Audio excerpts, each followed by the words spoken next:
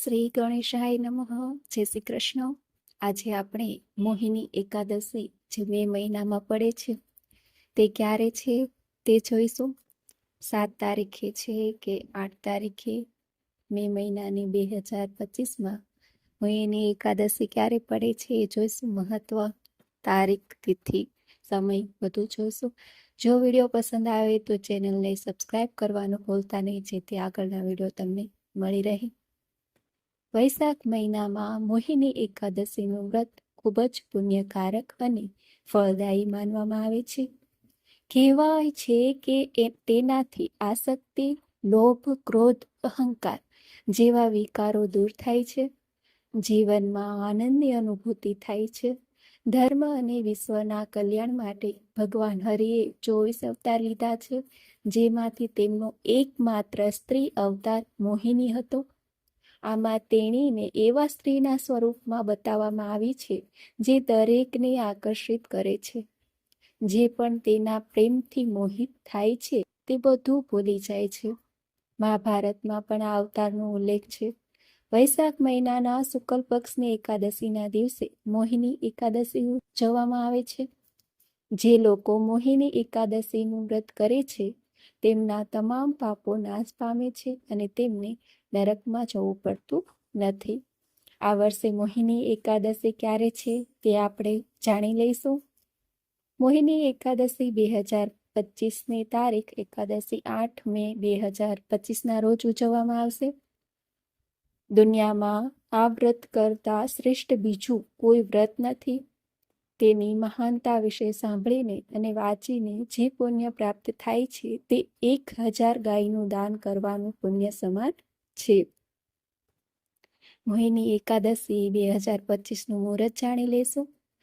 વૈશાખ મહિનાના શુક્લ પક્ષની એકાદશી તિથિ 7 મે 2025ના રોજ સવારે 10:10 વાગે અને 19 શરૂ થશે, જે 8 મે 2025ના રોજ બપોરે 12 વાગ્યા અને 29 વાગે સમાપ્ત થશે. પૂજા મુહૂર્ત રહેશે સવારે 5 વાગ્યા અને 35 મિનિટથી 7 વાગ્યા અને 16 મિનિટનું. ચલ રહેશે 10 વાગ્યાથી 37 મિનિટ અને 1 વાગ્યા અને 59 મિનિટ સુધી. મોહિની એકાદશીનો ઉપવાસનો સમય રહેશે જે પારણા કહેવાય છે તે 9 મે 2025ના રોજ સવારે 5:34થી 8:16 સુધી રાખવામાં આવશે. પારણા તિથિના દિવસે દ્વાદશીની સમાપ્તિનો સમય બપોરે 2:56નો રહેશે. મોહિની રૂપ કેમ ધારણ કરવું પડ્યું? દેવો અને દાનવોએ મળીને સમુદ્ર મંથન કર્યું. મહાસાગરના મંથનમાંથી ઘણા વિવિધ રત્નો પ્રાપ્ત થયા. અંતે ભગવાન ધન્વંતરી અમૃતના વાસણ સાથે પ્રગટ થયા. દેવતાઓની સાથે રાક્ષસો પણ અમૃત મેળવવા ઈચ્છતા હતા.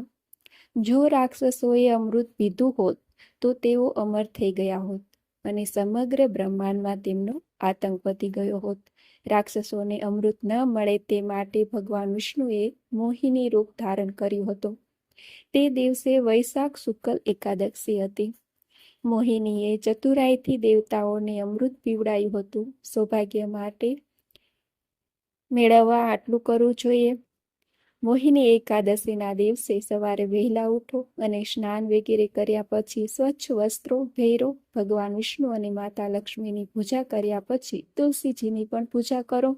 સૌથી પહેલા તુલસીના છોડની આસપાસના વિસ્તારને સારી રીતે સાફ કરો.